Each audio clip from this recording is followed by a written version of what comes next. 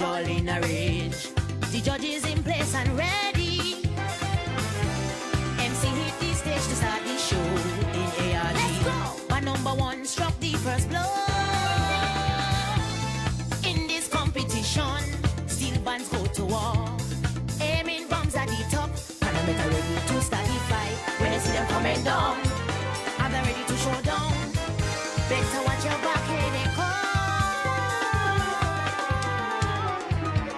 It's still band war. The band showdown. Musical bombs on the night of Panorama.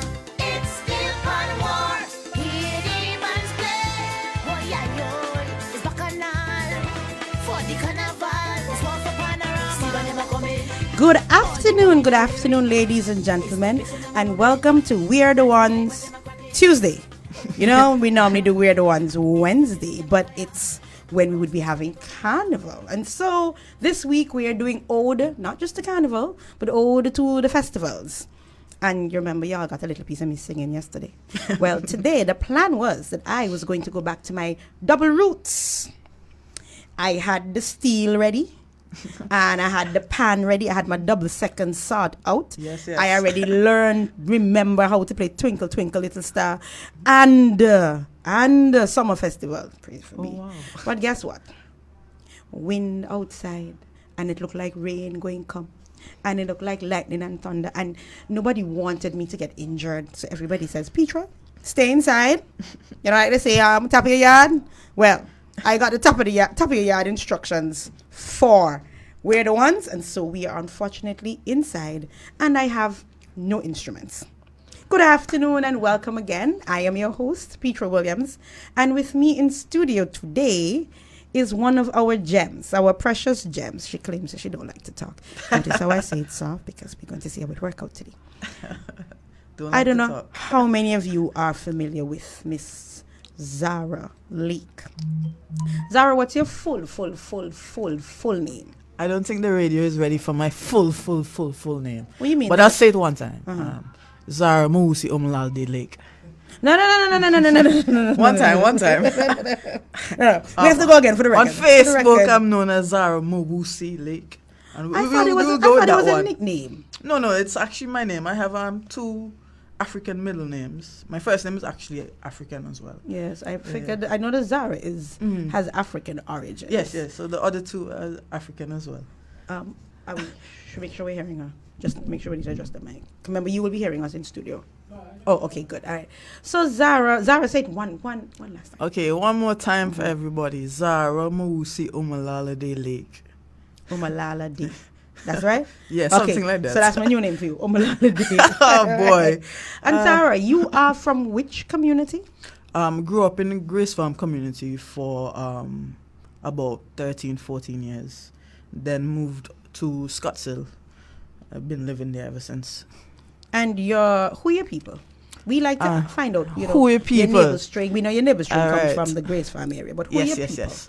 So Cynthia Hainslake, that's my mother, also known as Barbara, from the baker shop opposite the police station in Grace Farm. Your mother is from the baker shop opposite the police station? That's my mother's baker shop. So the house right next to it is where we used to live. That's your mother's baker shop? Yeah, right. That's the baker shop I go Barbara Baker before Shop. the morning. And yes, after carnival fetes and after you leave ARG, you go get some bread, butter, and cheese. Of course. All right, I'm going down there later. I think oh, we no, close. I didn't say that. Oops. Dear trainer, that was a mistake. That was a mistake. I no longer do those things. The things I used to do. Cutting out bread. But yeah, that's my mom, and my father is Patrick Lake, famous math teacher, also known as Louis Lake. So those are my parents. Your father is the man who retired from teaching maths but never retired from teaching maths? I don't think he can retire, you know. No, I agree. He's a workaholic. I heard some story about Mr. Lake retired. I'm like, retired from what? Math? But I saw you come from good stock. You can make bread? I don't think I can make bread. However, I can make a mean pizza once I'm given the dough. But hold on. Sorry, you're supposed to... The dough is what we need to get here. Oh, man. I'm going to have to blame my mom for not teaching me how to make bread. Poor mommy. So we can blame her. Poor mommy. All right. Fair enough. Fair enough. Tell us about your early days, the earliest days that you can remember of Zahra. The earliest days of me was spent walking around, riding bikes around Grace Farm community. The earlier days. I played everything. Me and my brother, cousins, people from the community, basketball, football, riding bike, causing mischief. No, causing mischief is part of the course. You don't even have to say Yeah, that. you know what I mean? If you It's didn't a part cause of mischief, it. then you say you didn't cause It's a mischief. part of it, yeah, definitely. Really, never liked being home. Never liked being home. We're always on the road, just trying to have a good time. That's why your mother moved you out to the community. That's why she moved us out. You know, sun setting, you can't find us. But yeah, that's really how I grew up. And then moving to Scottsdale, got more involved in music. And then I still was never home because I was out doing something else. So you went from on the road side early to on the music side early. Yeah, So definitely. tell us about your early day, your early music. What, you started music through school? I started it at the Le Chateau Music Academy. Oh, that place. Good afternoon, Mr. Hampson. How are you? Yes. Mr. Hampson played a very integral part in who I am today. Him, his wife, and Cleo Antoinette Hampson Cordis. Very long name. But yeah, I played a very integral part of my development. And I started there back in 2004. Me and my brother actually started it together. Played the piano, violin. I think I even played the cello at some point. The recorder. The recorder is part of the course, girl. Yes. You know, everybody has to play the recorder. I did pan, obviously, as well. And that's really where I fell in love with pan. Way before Hell's Gate Steel Orchestra. Notice she had to put it in early. You're not at Hell's Gate anymore. Well, For the record, I'm just I was letting you actually know. going to wear a Hell's Gate shirt today, you know. I had it on earlier. I shouldn't have changed. Okay, fine, fair enough. You mentioned Le Chateau. And I just wanted to pause there a minute for the Le Chateau moment because I don't think many persons, besides those of you who would have attended, and those of us parents who would have been a part of it because we had to take our children there. Yes. My son rebelled early.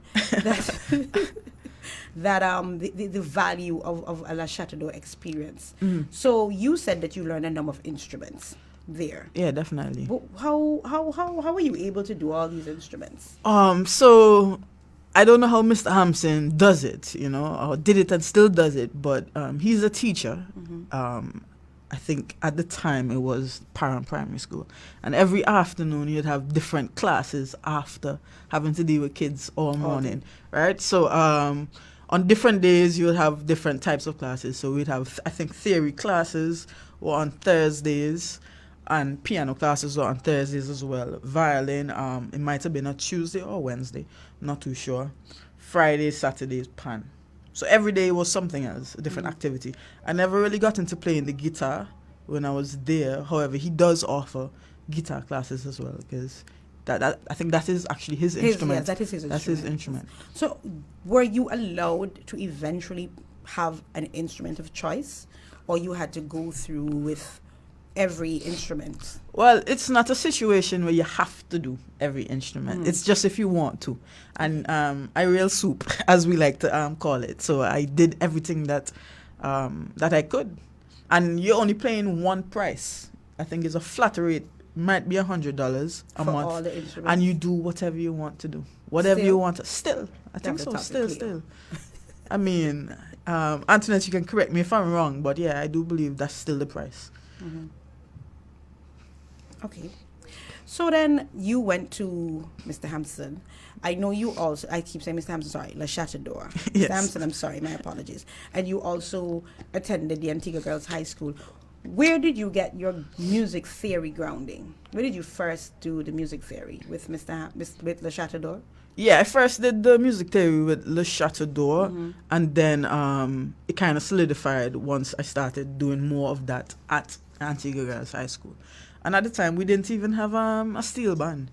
We didn't have a steel band for like my first 3 years At Antigua at the Girls? school. Yeah, because I was actually the first captain of the band, and so forth. Started from the bottom. You mean you started from the bottom? No, the band, the Antigua Girls High School. Oh, you basically were there from the foundation. We were there yes. from the foundation, and we never placed or anything. We just did it for the fun of it. It was a really nice experience. Oh, those were the days when Princess Margaret was winning, wasn't it? I think so, yeah. Yes, and grammar yes, school. yes. And grammar school. Yeah, some other people would win, yeah. But And I'm grammar school. focused on the most important. Oh, boy. Music theory. I wanted to just dwell on that a little bit with you because I know, like, in my day when we did Pan, we played by ear. Yeah.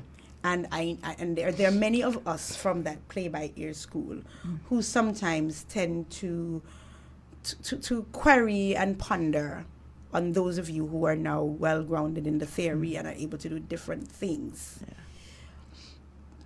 How were you able to translate from music score to Pan?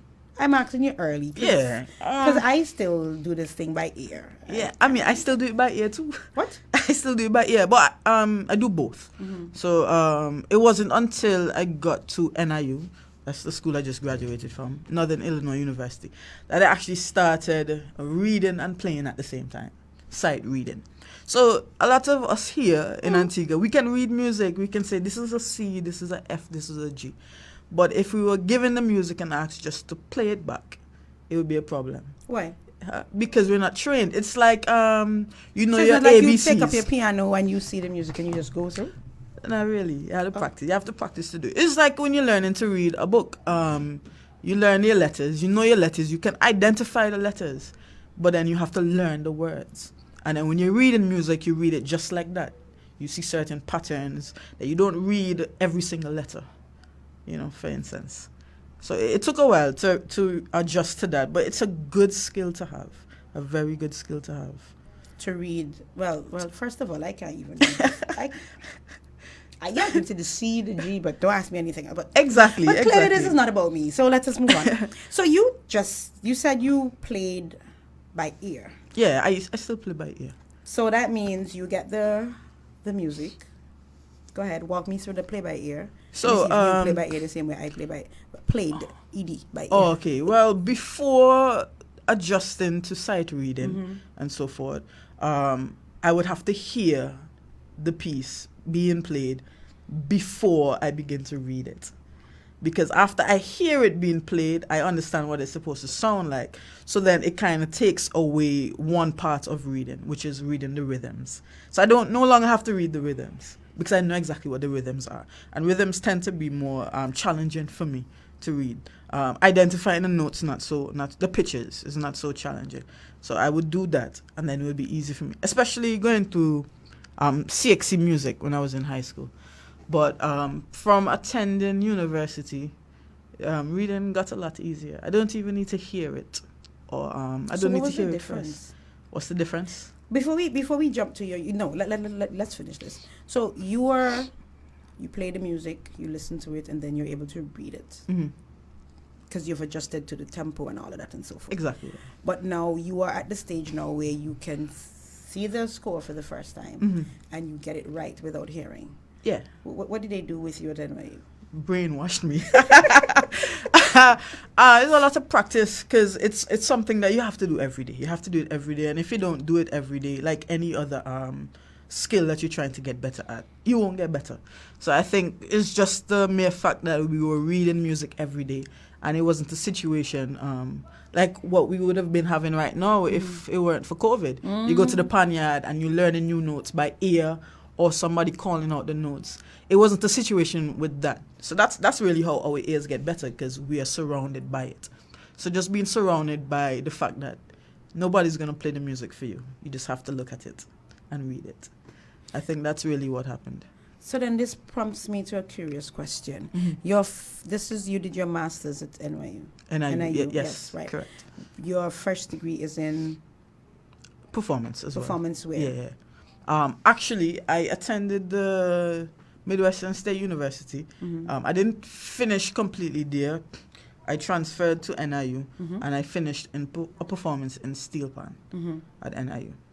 So I did 1 year undergrad there, and then 2 years of my master's. Why you felt the need to transfer? I'm just curious. Steel pan. Oh, so when you were at Midwestern, you were doing performance on a... percussion bass. So I learned to play different percussion instruments. It was very it's very educational. But I wouldn't say it was something that I enjoyed doing. And music for me has always been about the fact that I enjoyed doing it. So I think that's the main reason for why. But I suspect I'm going to suspect here that while it may not have been all the enjoyment, that it probably would have enriched your arrangement experience. It definitely did. I dealt with a band there, Caribbean Pan Ensemble. Gavin was actually the captain of that band. Captain when I got there. I should actually say director of that band. And then I became the director of the band after he graduated. So I got a lot of people go up there and stick with people in band? Yes, actually, the director of the band now is an Antigua. So this is something y'all just pass through there. I think so. That's wonderful, by the way. That's wonderful. Yeah, so we have a lot of Antiguans going up there. Cynicism to be anything other than it's a good thing. Definitely a good thing, man. Because it was a situation where when I got there, he kind of molded me to take over from him. And then I did the same thing to Francis Samuel. He's also from Antigua, also plays with Hell's Gate, also came out of Le Chateau. We kind of have similar, similar parts in life. But yeah, kind of groomed him as well. So that really helped with my arranging because I got to experiment a lot because that was my band. So what does that band do? They just play for the school? They play for the school. They do different gigs around Texas as well, different concerts. Actually, one of the concerts we did was when I met Liam Teague, Professor Liam Teague. Oh. I met him out in Texas at a concert that we played at, and that was epic. That was nice. Sounds like I need to go to university again. I'm kidding. It's too late. Don't do it. Trust me. Don't do it. Ladies and gentlemen, you are listening to We're the Ones on a Tuesday. And with me in studio this afternoon as we pay ode to the festival and celebrate Pan, Pan. I think by now it should be our national instrument if it's not so declared. It really should. Right. It should be. I'm speaking with Miss Zahra Lake. And we are going to our first break. And as we go to our first break, we are actually going out on some of Zahra's music. I'm not sure what it is that my technician has lined up for me. So we're going to take that break and we're going to use that piece as the intro to our next segment with Miss Lake.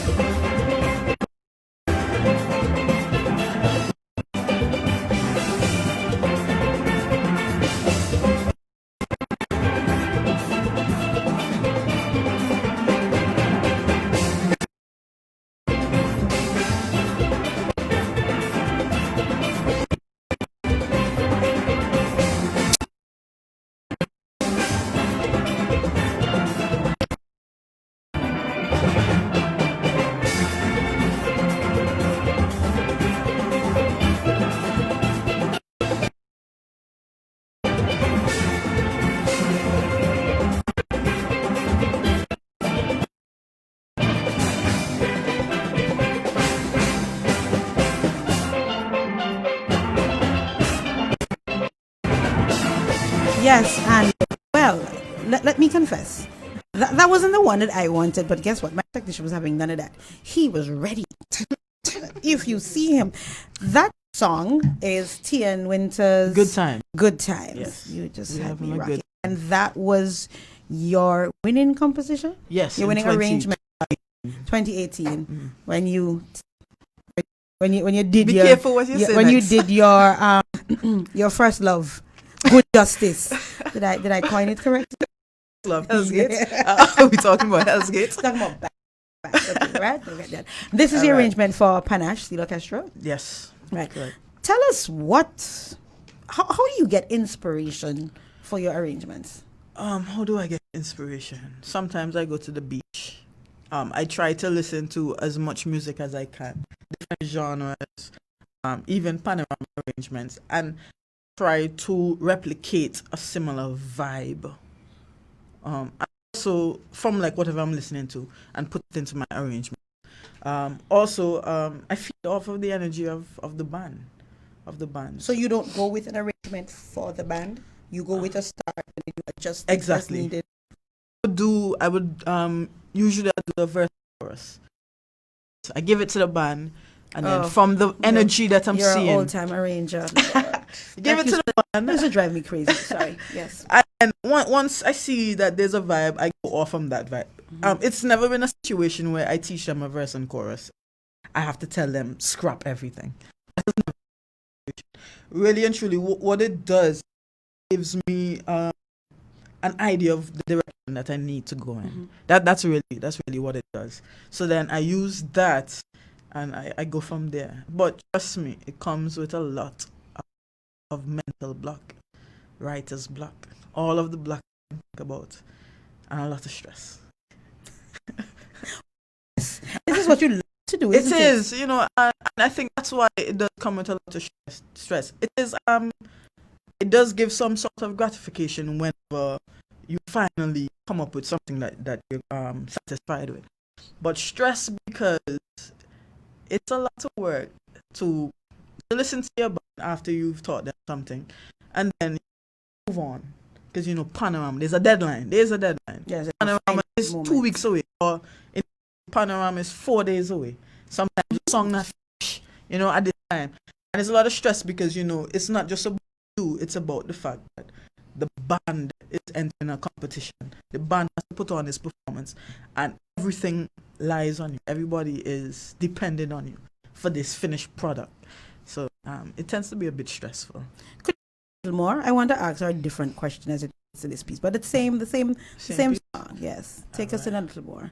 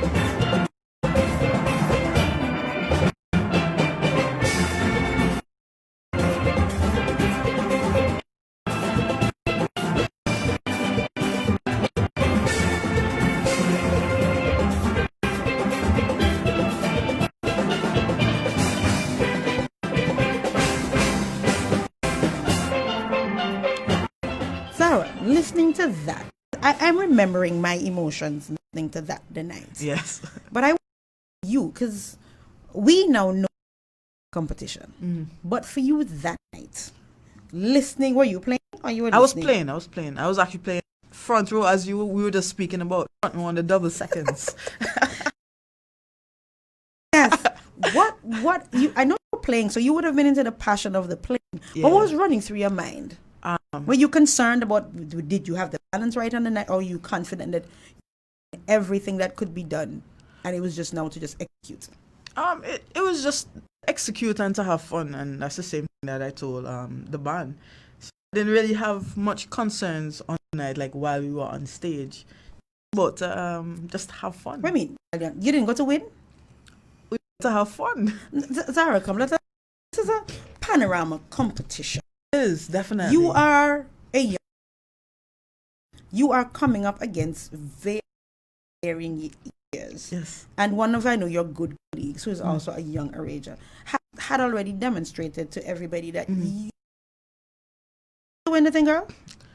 Sadly, I did not, and I'm not even gonna lie about that. Going into the competition, I would have been hearing things from people in the band, from the executive, just on the side about, the song real nice, we're gonna cause damage in ARG. But anytime I heard anything like that, I just kind of cast it away because it kind of gets to your head, especially while trying to finish the tune. And even on the night, I still had that that kind of mindset because it's not over until it's over.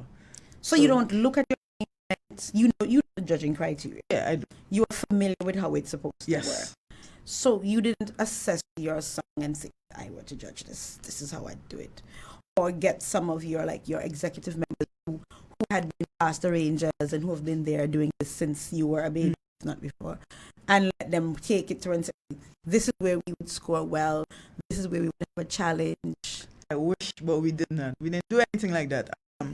I did assess it for myself. In terms of, am I doing enough reharmonization? Am I doing enough development with the melody? And it wasn't, I didn't assess it in a way that I would, okay, I'm going to give myself 10 out of 10 for this, or 8 out of 10 for this. It was just like, okay, you're doing this, check. You're doing that, check. But with regards to an actual rubric with points, no, I didn't do that. I didn't do that at all. So when you heard you won, what? A lot of emotions. A lot of emotions. I actually had more emotions after the performance than when we won. Because right after the performance came off the stage, my mom and my father, they were like, can look for you. I said, looking for me? So, Can be good. so I was like, come looking for me. Okay. So I go behind the stage, backstage. Found Can says, Zahra. I say, yes, Can. Sounding good. Sounding like you do some damage. You're up there. I said, okay, thanks. I'm glad. And it really for me coming from like somebody who's my role model. So I think that meant more to me than actually winning. Because Wait, you're tied with Can. You almost beat him. But that can mean more to you than almost. Look, it meant more because sometimes you can win and the music wasn't really fair. You know what I mean? So it really wasn't about the position that we came. It was just about the fact that within a year of entering the competition, we grew as a band. Musically, we grew as well. And that's really what 2018 was about for us. And we spoke about it, like leading up to Panorama. We're just trying to make good music. And I think it's a competition.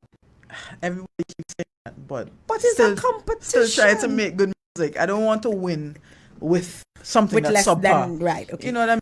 And coming off of 2018, because we're gonna go back. I jumped way ahead because I wanted to have this conversation, Panorama, because we're 4 days away in theory. Yes, in our hearts and minds and souls. But so coming off of that win and coming off of the bragging, because we know the biggest thing, more than the money, because the money done before it comes, the biggest thing is the bragging rights. Zahra first female ranger in Antigua winning a competition. I was that is not discussed what I was tying with Can. Tying with Hell's Gate. Yes. Okay, sorry. Tying with Can Cordis. Let me put it properly. Tying with Hell's Gate. That you shared the bragging right. You and Panache for that entire year. Was it a burden or a thrill? I think a bit of both. Because every time I would hear, introduction, somebody's introducing me. This is Zahra Lake, champion arranger out of first female. I'm just like, oh gosh. Oh gosh, not again. It's just I don't really like the spotlight too much, and And took you a went little into bit. and you went into Panorama. Brilliant.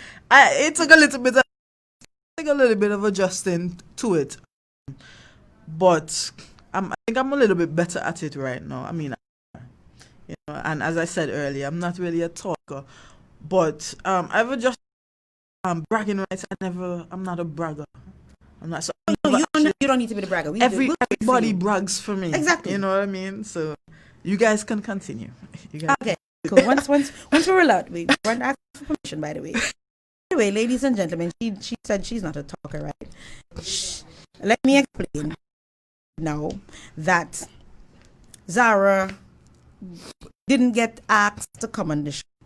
Zahra was told, not even by the host, but by someone who clearly he can't tell me that she has to show up for 4, and she was early. She was ready, and she says, "I'm not a talker." Let's see how that continues. Ladies and gentlemen, you are listening to We're Fans on a Tuesday. We are paying Ode to the Festivals, and as you notice, we are talking with Ms. Zahra Lake, and we have started discussing Carnival and Zahra, because there's so much more to Zahra that we know, and we're going to delve into a few more areas, but I wanted to get Carnival because it's Carnival baby season. Yes. Not that we're actually having it. You realize we get in, right? You realize get everything rain. for Carnival is happening but Everything Carnival. but carnival. Yeah. Everything but. You have to have some Panorama neck. I think we should go for them. And just jump And through just the jump through St. the John. Safely distanced. I agree. I think we should do that. 6 feet apart. 6 feet apart so nobody can knock us up. I go and play the iron. Your hands gonna be tired. No. From playing. Your hands gonna be No. tired. A point girl never get tired playing. All right, iron. that's all you had to say. Kick in. So, Zahra, no. So we're now at 2019. Arrangement again. You are the defending champ. What went through the band and Zahra's mind in terms of, okay, you know what? Let me not even ask because you're going to tell me. You just came to have fun, have a good arrangement. Oh. I know the answer to the question. Am I giving the right answer to what went through Zahra and the band? I should have. But not so much. Here, Miss Potter. I think I would have gotten a different answer. Yeah, maybe she would have given you a different answer. Good afternoon. That was my afternoon, Marisha. I know she's watching. It was a lot more pressure arranging for the band last year. A lot more pressure because, as you said, coming off of being a champion arranger, first time, young band, so everybody is expecting a lot. So that was a lot. Not everybody. Say Antigua people. Antigua people. There's everybody, and then there's Antigua people. People expecting a lot. Everybody that I went to school with, my colleague, my professor, so forth. Expectations were high. So Up in university. They watch, and I sent him my You had the same final professors as product. Can? Yeah, same professor as Oh, dear Can. Lord. Yeah, so he has heard the arrangements and so forth. I always send him the recordings after Panorama is complete. So yeah, that was one thing, and obviously we want to have fun. However, last season was a little bit different because we had a lot more players, and unfortunately, A lot more players. I think we went from 55 to 88 in a year, right? So the band really grew. A lot more pans. We had to borrow some pans, and we got a lot of green players, meaning not as skilled as the more seasoned players, not as experienced. So I thought y'all would have picked up players from especially with no Halcyon in the competition. actually, those players, to my knowledge, they can correct me if I'm wrong, but those players, they went to the original Steel Orchestra. Oh yes, original also got some good. Yeah, I think most of them. Oh, that I know with the former arranger. with the former arranger. Yes, So I believe yes, that would have transpired. So we actually got some players from East Vibes Steel Orchestra that year. Okay. Yeah. Oh yes, there was East Vibes was also out. Yes. Yeah, that's because true. of Yes, the yes, that's fine. unfortunate Yeah. circumstances. So so we got a lot of players, some green, some that had to adjust to the type of environment and the type of discipline that we try to instill at the band. So it was more than the arrangement last year. It was more than actually creating music. It was about trying to keep the standard that we would have had with 55 players, and now keep that standard with 88 players. So why did you feel you needed having one with a smaller band? why did you feel then that you had to absorb a bigger band? Was it that you were looking for a bigger sound, or you just felt that it was time for Panache to move up to big band? I don't think it was a need for growing in size. I don't think there was a need. Well, not from me, maybe from other members of the band. But I think it's a situation where if you want to come and play, you can come and play. We're not going to tell you, okay, we already have 60 players, so you can't come and play. You know what I mean? So if we get the players, I also did want to have a bigger sound. That's something that I've always wanted. And this year I was going for even bigger sound. You know. So what kind of numbers you were looking at so far? Well, we had, I think. We have. By March or February, we had about 100 people committing to play. What? Yeah, we do a recruiting process at Panache, and we did that between 2017 and 2018. I hope I'm allowed to say this, but I pay the player that recruits the most people. I pay them at the end of the season.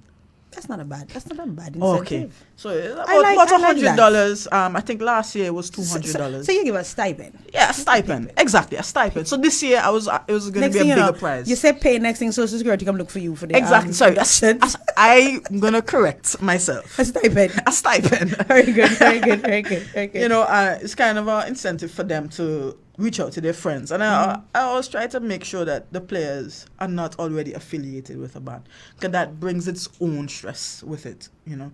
Why? Suppose I want a different culture.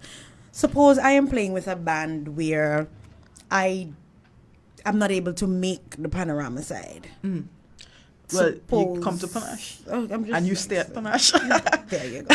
But I meant more so for people that share bands, so they share themselves in that one season. Yeah, we're gonna come to the sharing people because I still can't figure them out. But so what was the end result for you? Not the placement per se, but in terms of your satisfaction with your end product, what Panache put out for Panorama compared to the year before, in terms of the standard of the arrangement for you, the quality of your sound and your overall performance. Yeah, I actually really like the quality of the sound and the arrangement compared to the year before, because every year I just want to continue getting better for myself. And I think I did that. I'm very satisfied with it. Okay, we're gonna give a listen to that arrangement, a little bit of that.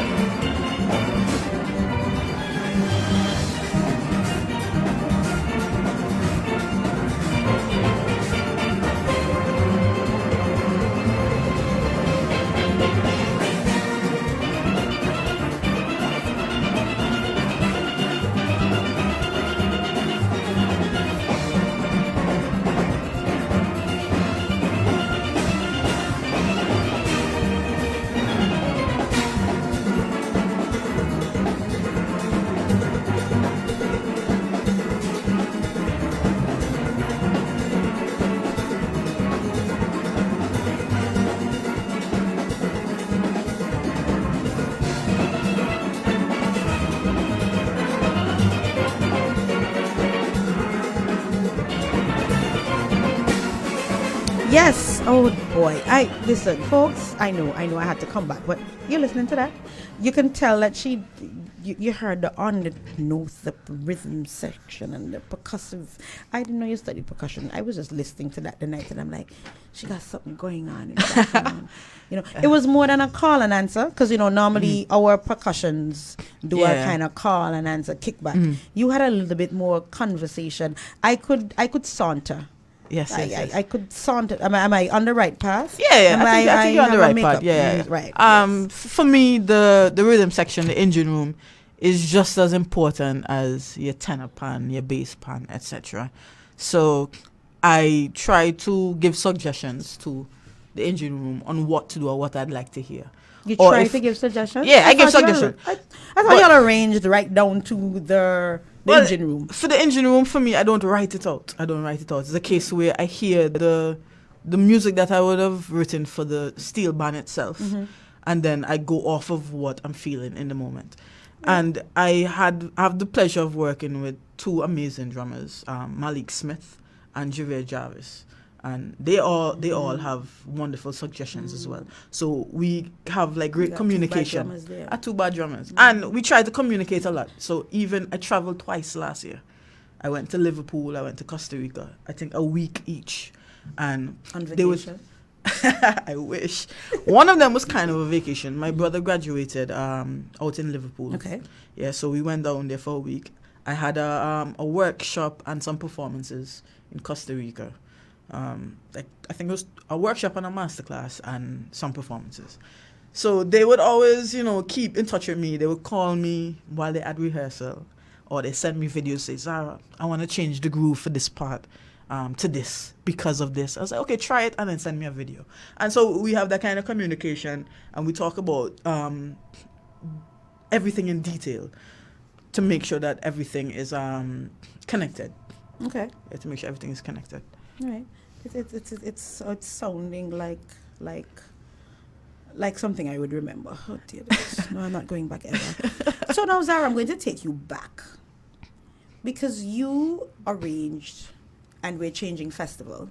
Yeah. We're moving from Carnival now into, because I'm going to end off with Carnival to ask you about 2020, but we're not there yet. Okay. So we are now changing festival. We're moving to Independence, because you would have done arrangements for a number of school bands. Yes. How different is it working with a big band to working with students? Well, I had the pleasure of arranging for the Willikies Primary School in 2015 and 2016. It's well, first of all, it's before I've ever arranged for a big band. Right, so this is something that I would have been more comfortable with. So I think it was harder to transition into working with a big band. Okay. So working with a small band, it wasn't as challenging as you would think for me, because while I was at Le Chateau Music Academy, I had the opportunity to work with people of that age group. Antoinette has always given me, You would go back as you get older. Yes, definitely. So I would have been teaching there as well, and summer camps. I've done summer camps at Le Chateau for a few years, about 4 years or so. And even around the same time I was dealing with the Willikies Primary School, I was also teaching at Le Chateau. So this was something that I was heavily involved with. So the only difference I would say is you have to have a lot of patience to deal with the children. A lot of patience, because you would teach them something because today. You are not the drill instructor for the big band, so you might get away with not needing as much patience. No. Okay. No. I actually what do you call it? I was the driller, or one of the drillers for Hell's Gate Steel Orchestra in 2015. Yes, 2015. Same year that I went on to do Willikies Primary School. So it's a lot of patience, and sometimes you have to realize that you may have an idea and you really want them to play this, but they're just not capable of doing it. So you have to find a way to simplify it, but still make it sound good or pleasing to the ears. Because good is relative, but to me. So as long as it sounds good to me, I'll work with it. So at the school's Panorama level, because I always... Yes, there's the judge's decision, of course.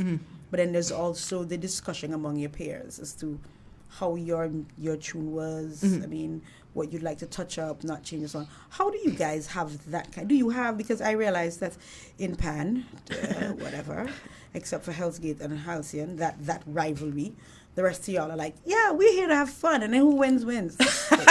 Absolutely. Harmonites, just please come back and let's. But when I was at Hell's please. Gate, it was the same thing for me What? though. Yeah, It's for just you, about having fun. but I mean, this is unhealthy. It's unhealthy. It's a beautiful thing, but it's so unhealthy. I'm just saying. So, in terms of the fraternity, how do you guys work together in terms of, or do you, I should say, let me change the question. Do you work together in terms of things like arrangements, looking out to improve the overall body of arrangement that comes forth from both at the school's panorama level and at the national level?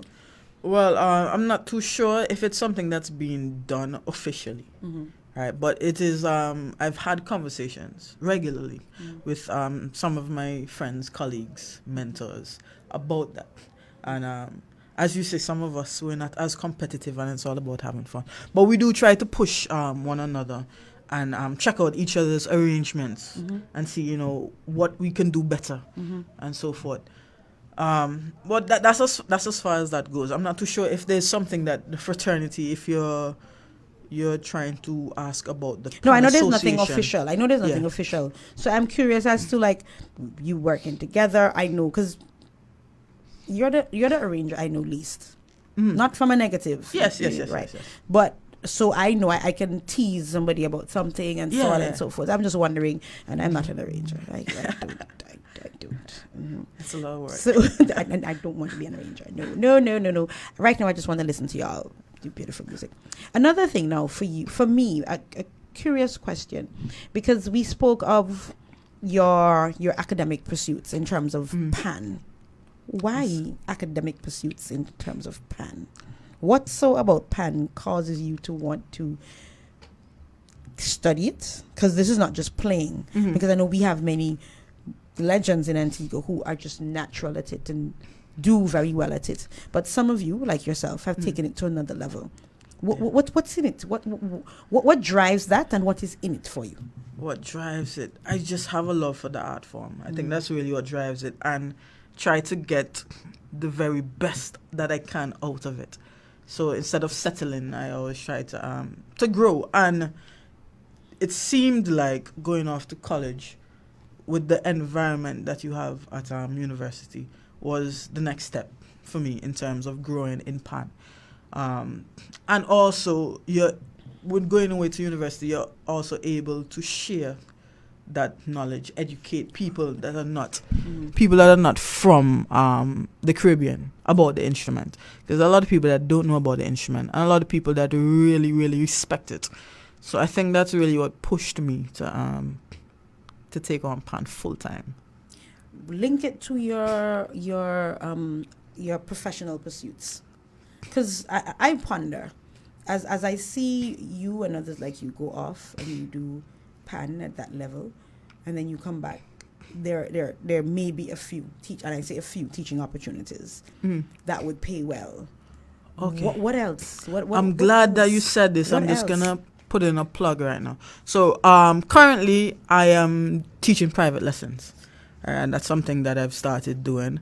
I teach music theory, practical, whether it's improvisation or classical music, or you just want to learn to play by ear. It's really and truly whatever the students want to learn. So I've been doing all that, and I've been teaching arranging and composition classes as well, all privately. How is that going? It's going very well, actually. I'm looking for more students. I'm looking for more. Yes, I'm looking for more students. So this is privately. Obviously, social distancing protocols, all COVID protocols are in place as well. I do it via Zoom. I have students from overseas. I have students from overseas as well. And if you guys are interested in taking on any of these classes, you can call me at 775-4177, or you can WhatsApp me at 815-751-5459. So I really do enjoy teaching, and that's I've always wanted to be a teacher. I don't know if a living from it though. yes, Are you making it comfortable. Yes, definitely. Yes, I can make it Zahra, comfortable. permit me a minute. We're going to go to a quick break. Yes. We'll pick up another one of your selections, and we'll be right back.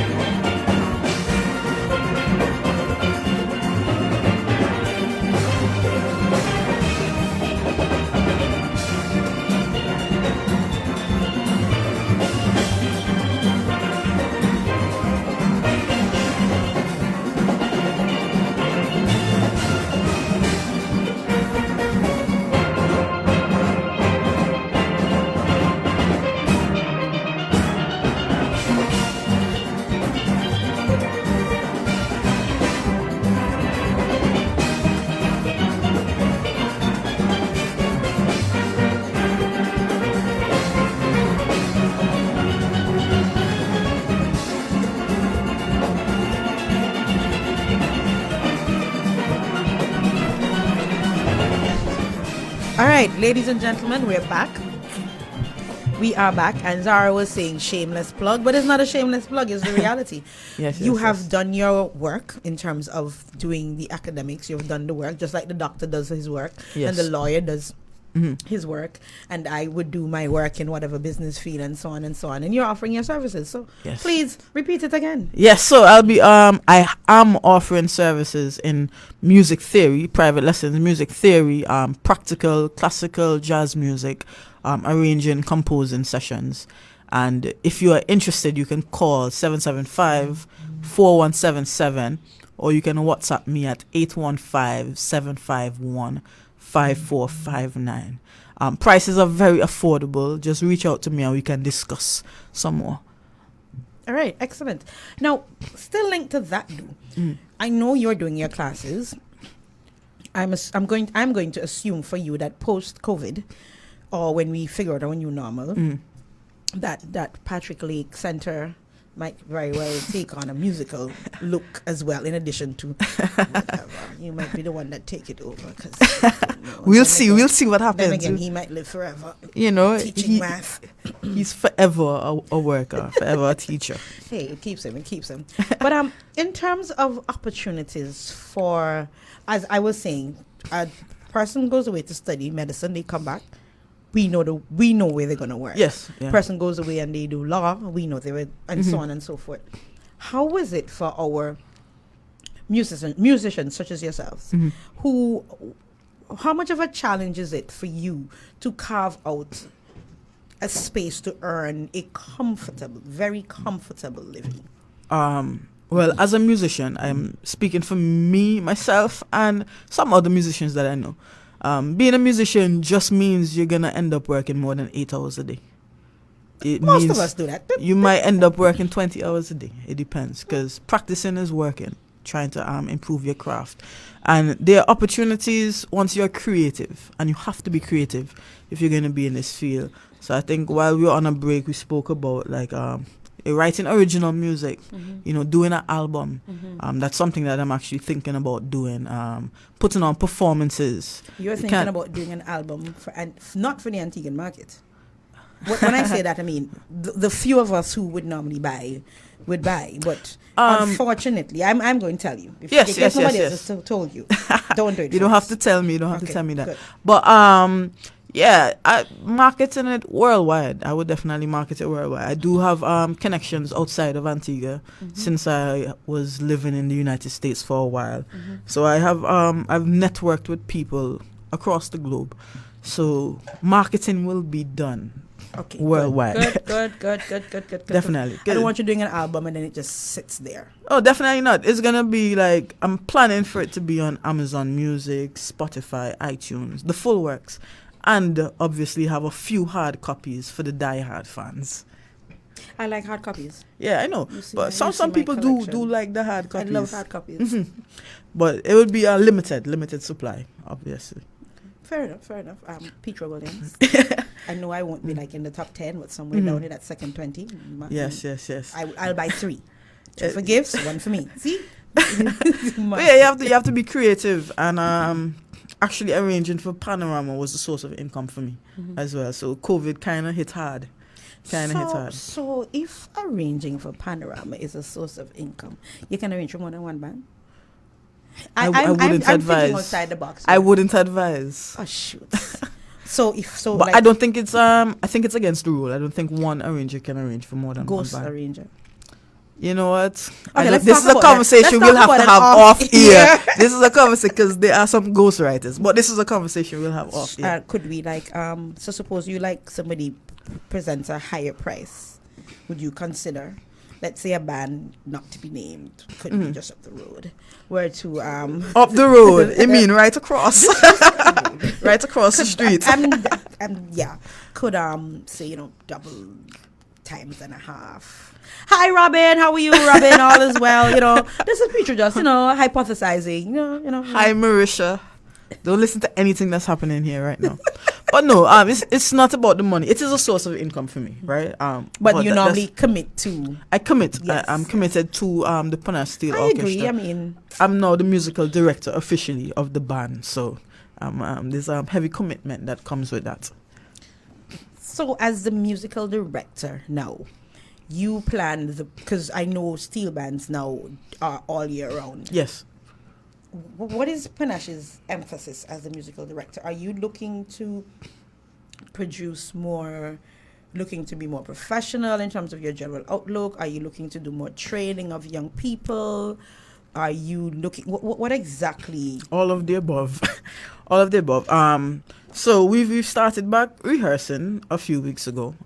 So we rehearse every Saturday at 4. So right now we're trying to. I was supposed to come Saturday. You were supposed to come and I didn't see you. I went down in my t-shirt, my shirt, and I didn't see anybody, and I got depressed. That's why you're supposed to come drive through at the pan yard and listen from the car. See you Saturday. All right. See you Saturday. I'm gonna hold you to that, right? Definitely. I'm gonna hold you to that. But yeah, we just want to. Well, for me, I know it's always been my goal to get the band to be able to read music and play. So that's one of the things that's on my list. The captain, he as well wants the band to be able to be doing theory classes. So that's one of the things that we're going to start once COVID. You have classroom? We will be getting that. We will be. So there's a lot in the works. There's a lot in the works. Space. You're still going to be at that space? Have you gotten that space, or are you asking the wrong person? Something's in the works. That's all I can say right now. Okay, yes. That's good. Something's in the works, man. I like things in the works. Yeah, and I think for the better. Something's in the works for the better. And the band will definitely be taking the next step to become more professional, like you said. To become more professional, to not just be seen as a band that plays for Panorama or for hotels, but to be seen as more than that, a musical entity. So, yeah, we have some plans. Hopefully we can start working on some of those before the year's out. I'm just going to say this. I have a Hell's Gate cap. I have 2. I have, and I am not a Hell's Gate. I must be the 1 point girl that's not a Hell's Gate girl. They know I love them, but they know how it is. I have Geminites paraphernalia. I have East vibes. I don't know how come my East vibes paraphernalia. East vibes. But I don't have East vibes vibes. paraphernalia. And I don't have anything for panache. I'm gonna have to get And you something. the reason why I'm saying that is that these are opportunities for. I don't want it for free now. Well, no, you can give me one for free, but No, you get that's fine. you get What size saying. shirt? What size Medium, shirt you want? medium. Okay, Marisha Potter, I hope you're listening. Medium shirt. I'm just Medium saying shirt. that I think we collectively shoot ourselves in the foot in terms of those opportunities Yes. to put paraphernalia out there, Definitely. and we just assume that there is no demand, So in your band plans, I'm just throwing it out there, and Yes, I yes, yes. don't have anything against a Zara something branded. You want a something. Zara shirt as well? Whatever you want I'll to- get you. I'll get you one. See, look, I have on my Tanya shirt. All right. Isn't Okay, that I'm gonna feature get that for you. I'm gonna get that for you. All right.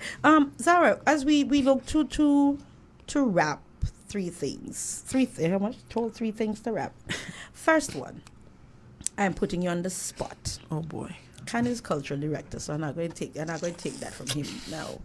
But if you were given the opportunity to set a national policy for music, notice I didn't say pan, for music, given what we have now in Antigua and Barbuda, what would be that 1 or 2 things you think would be essential for us to put down as a foundation to move forward? Well, foundation has to start from the foundation, which is primary school, I think. We should have music classes in primary schools. I know some schools do have music classes. I don't think they're as regular as they are for secondary school. Mm-hmm. However, so we actually should put down music classes. Probably develop a curriculum at primary Yeah, school. a curriculum from primary school, and that way it makes it easier. Because music is a lot of work, and you can ask everybody that took CXC this year, everybody that has ever taken CXC music. It's a lot of work, But and I shouldn't it have think been easier this year with COVID? you think, because Well, what happened why is are you a laughing? few months, like 2 months of being on lockdown. That's 2 months without being able to practice. Yes. You know what I mean? yes. 2 months without the constant practice. Everything gone. And usually your teachers are the ones that are behind you to make sure that you practice. And now they're trying to do it from Zoom or WhatsApp. So How does that work? I don't know. You need to get a teacher that actually. I don't know. I was speaking to one music teacher and they said, do they realize this is not maths and English? Teaching music on Zoom is very difficult. Excuse me. And I can imagine. I can I only teach imagine. economics, and teaching economics on Zoom is very difficult. You know what I mean? So it's challenging. But yeah, starting it from the primary school level and also having a respect for it that you have. So that's outside of something that you would implement. That's more of a mindset that we have. Having more of a respect for music or the arts in general, like you have respect for biology, chemistry, physics. You're making some strong assumptions there. So who you're talking about having respect for? The teacher? The general public. Oh, The general okay, public. okay, Because right. some people, they don't want their kids doing music. Why? Some ask them. Because music is not seen perhaps as the traditional thing. Mm-hmm. It's the thing that you stop doing when the exam is coming around. Exactly. It's the thing that always gets put off when you have more important things to do. You know what I mean? Okay. That is 1 and 2. How do you think we can develop a platform to encourage more of our creatives to be willing to come through? Because from my non-professional chair, observing, I know we have a lot of talent there. Yes. But a lot of people give up or are not disciplined enough to stay the course so that we have more creativity. That's how I view it. And I'm just wondering if from where you sit, being involved, having gone through the many challenges, I mean, you are fortunate, we know that, and it's a very good thing that your parents are 200% behind of you. Yeah. So in an environment where persons may not have those things as a given, do you think there's anything we can do as a community, as a collective, to fuel that? I think there's a bit that we can do. We can create avenues for them to showcase their talent. Because sometimes you have these kids practicing, they go into piano class, they do a little recital, and that's that. So then you just think about it as, oh, you do a little recital, now You're so onto the cute. real work. You know, it's so cute. But I think actually putting on a show and showcasing the talent that we have here in Antigua will actually give them something to look forward to, and then make them give them the knowledge that this is something that they actually can do for a living. Something you can actually do for a living. But how do we convince them that it's something they can do for a living? Do you see that there are enough opportunities here? We need to create the opportunities. Like, for example, what Put on could a you- show. We need to create opportunities. I know You're saying do more Can things has besides carnival and do more things outside of and carnival. Panache So Mothers Day but y'all don't make no money from. When I say y'all, the band, because the money's already reinvested in the band. yeah, they reinvested in bands. So it's not individual gained. It's not Right. an individual gain. But yeah, put on more events like Showcase. You know, Can Cordis has that his event Showcase where he showcases new talent. Put on stuff like that. And even I'm gonna Who's use gonna your pay for word, that? But who's gonna pay for that? Who's Are we gonna pay for Are we what? gonna come? We have to. Okay. We have to. Because if we want to see this grow and become better, we have to do it. And the reason why I asked one reason why I asked, are we going to come? Because the biggest pan show every year in Antigua and Barbuda outside of Panorama Night gets such mediocre support. Geminites Moons of Pan. Yes. It baffles me every year. How I something was so told good- I was told that years ago it was really good Yeah, show, years a and really years good ago. turnout. Years as ago, well. you couldn't get a ticket. I sometimes. don't know what has changed because I wasn't going to the show at the You were time. little I was then. too young, you know what I mean? But That's scary when I just marketing. said that. Okay, I never Marketing. went when it was full, so I take it back. So that if I was really young, you're I'm less young. less young. Okay. So Ask your father about that mathematics there. less young. Poor man. It's something that we have to market and push, and not because it's not making traction now means that it would never make traction. It's something we just have to keep at, so that we can see the change.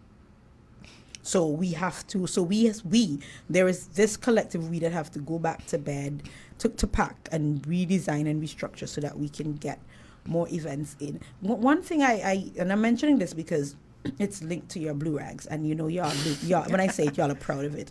Yes. I try to say it to demean y'all, and y'all just ignore me and just walk off ducks back and just wallow in Blue it. rags. Whatever. Yes, but I know, like, for example, Zahra's your namesake, she has her theater side, and one year her play, it was like a musical. Yeah. And with one exception, which was the Iron Band director who assisted them, the entire music cast were the students from the school. Yes. So I'm I'm seeing the marriage of the arts, and I keep thinking, oh, Broadway.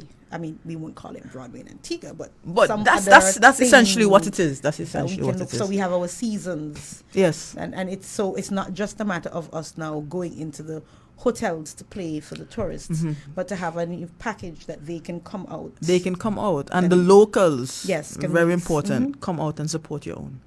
Support. I think that's a thing that we have a problem with in Antigua, is supporting our own, and that's something that we need to fix. I don't know how we can fix it, but we have to fix it. Primary schools, get the pride back in our students, and then just work on the next. I am like right off my generation, and hope your generation gets it and move on from there. Definitely.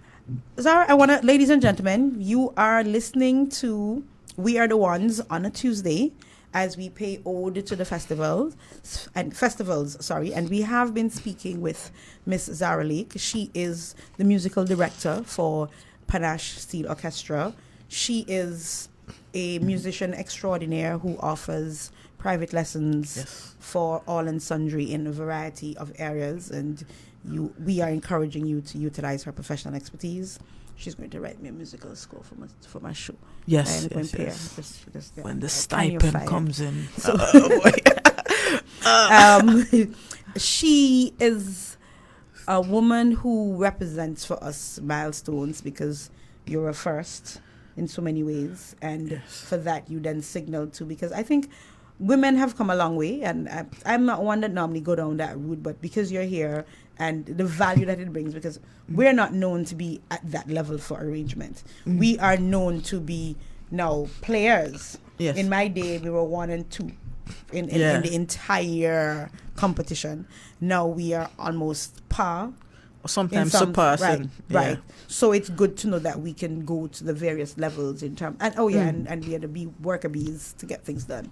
So it's good to know that we can aspire to the pinnacle. So you are here, and I want to give you an opportunity to speak to not just the young women, but our young people, if you care to, in terms of appreciating that there are opportunities there beyond the traditional. Yeah. Well, I think by now, soon from now, because we still see pan full-time living and that musical living as still outside of our normal. Yeah. So how would you encourage persons who want to go along that route? Along the route of being a pan arranger, or just anything, doing anything outside of the norm. What we consider the norm. So anything outside of the norm. Well, I don't really care much for the norm.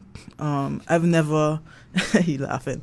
I've never thought about the fact that, okay, I'm a woman, I can't become a pan arranger. That's never been something. I've never set those types of limitations for myself, and that's the same thing that I will tell any young person out there.